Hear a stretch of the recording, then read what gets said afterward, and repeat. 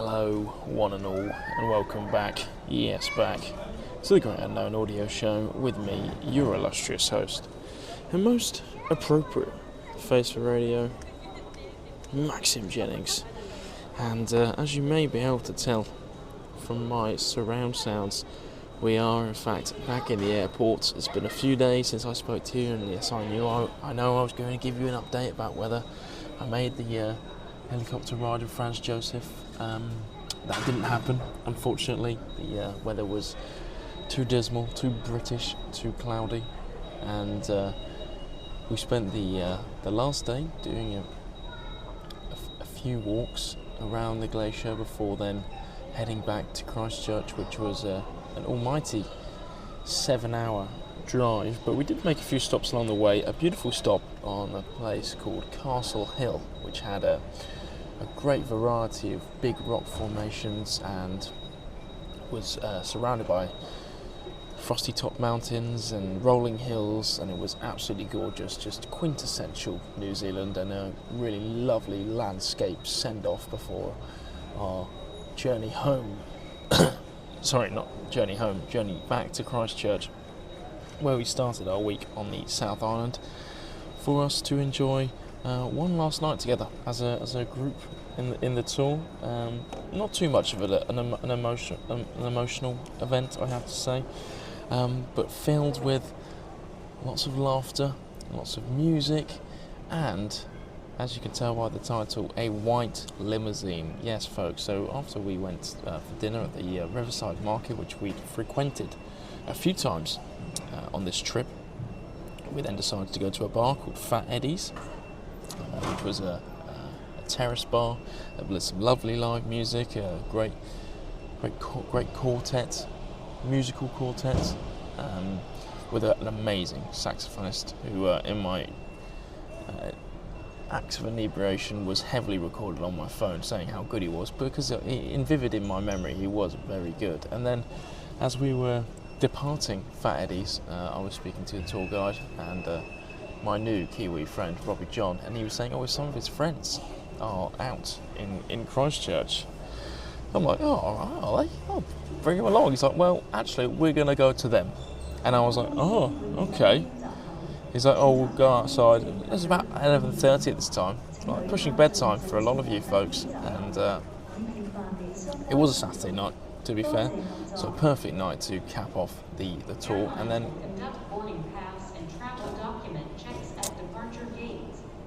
please proceed to your gate earlier to allow sufficient time for boarding. Thank you. You're welcome.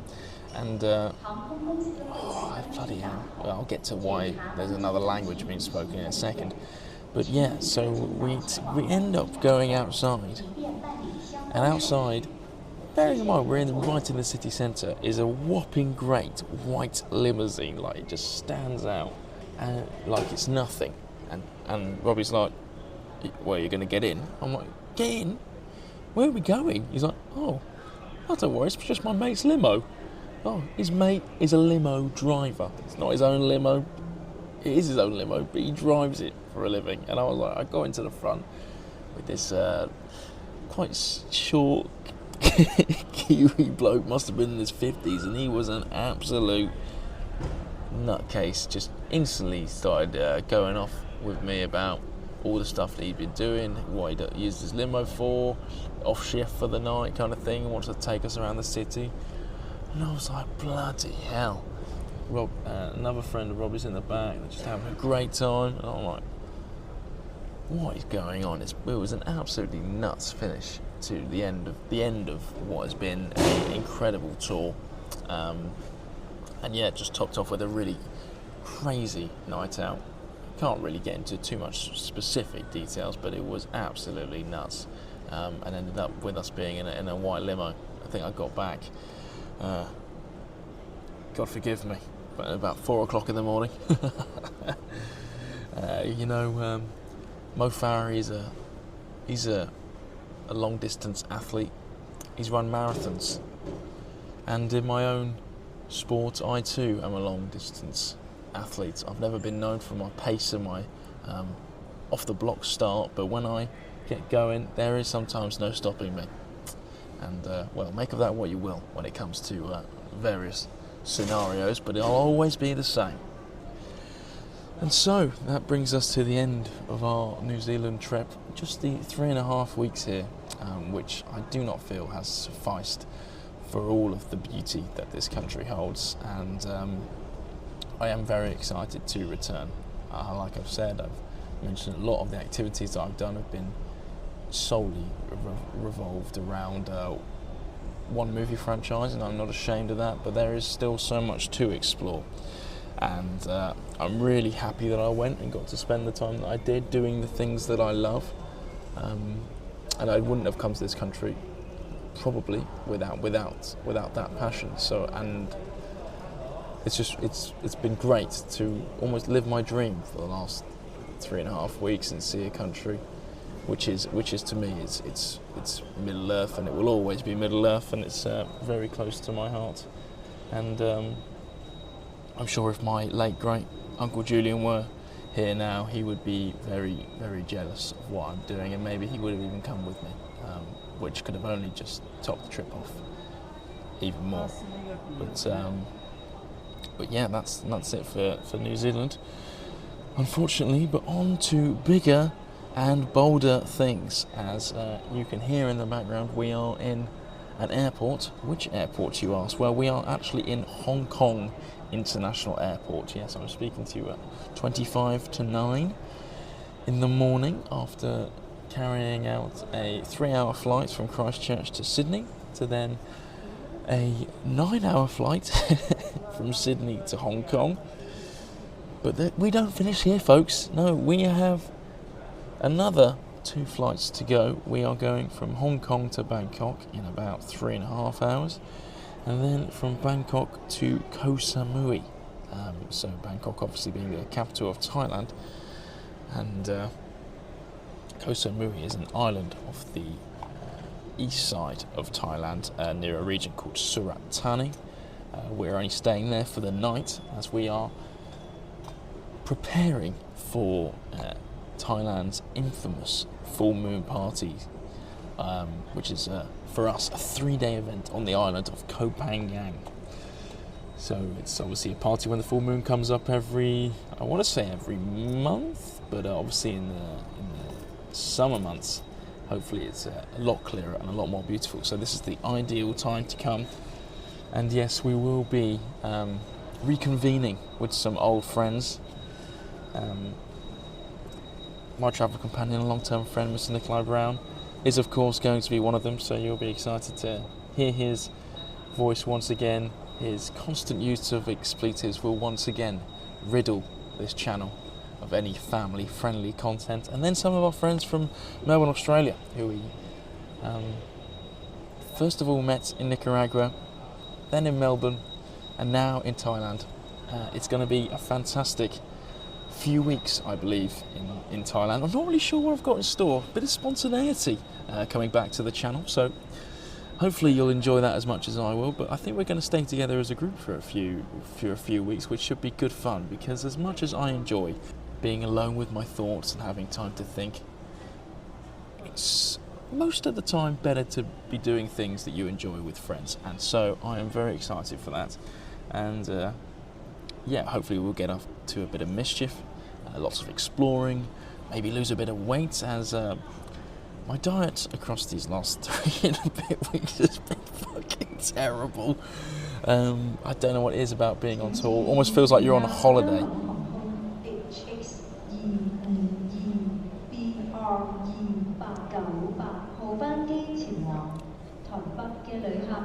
I'm actually quite lucky that because we're in Hong Kong, that they speak English here, thanks to it being a former English territory.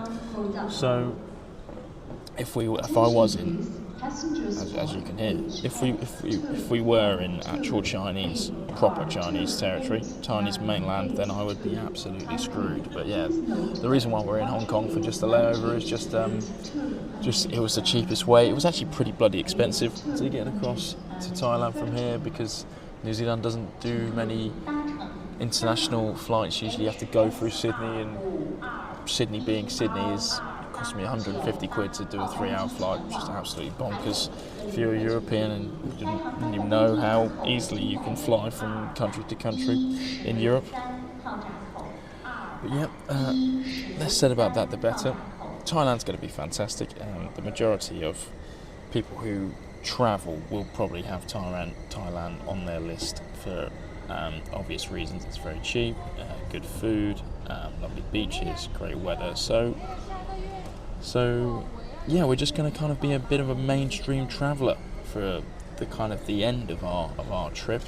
Well, at least in Thailand. We'll hopefully explore some more unknown places, as that is the name of the show, the aim of the game. But I'm so excited to be reconvening with old friends. Not saying that I didn't make friends on the tour, but like I was saying, the tour was very activity based and lots of kind of add-ons and lots of eating out and not really being much of a traveller and more of a tourist. So I'm excited to get back into the travelling feel. I will be much more excited after I've slept, because this in total is a 28-hour journey consisting of 4 flights, and I don't sleep very well on planes. I've got about 2 hours on this 9-hour trip, but 2 meals in me. Not sure if I'll get anything on the next one, but we have the only thing I'm worried about is we have a 2-hour layover between our flight in Bangkok to Koh Samui, and I have to get the bag out, then recheck it in, go through customs. I've checked in already online, but I'm a bit worried because I don't know what Bangkok airport is like, but if it's anything like Bangkok itself, it's going to be absolutely nuts and chaotic, and no queuing will be in sight. So I'm just worried that it's going to take a very long time, and I know obviously their English is pretty good up there, but if I can't explain myself clearly that I am in a rush, then we could be in trouble. But hopefully you cross your fingers for me, folks, as we venture into more unknown territory. I'm crossing China. I guess it is China for the first time. Ni hao. So what else do we know?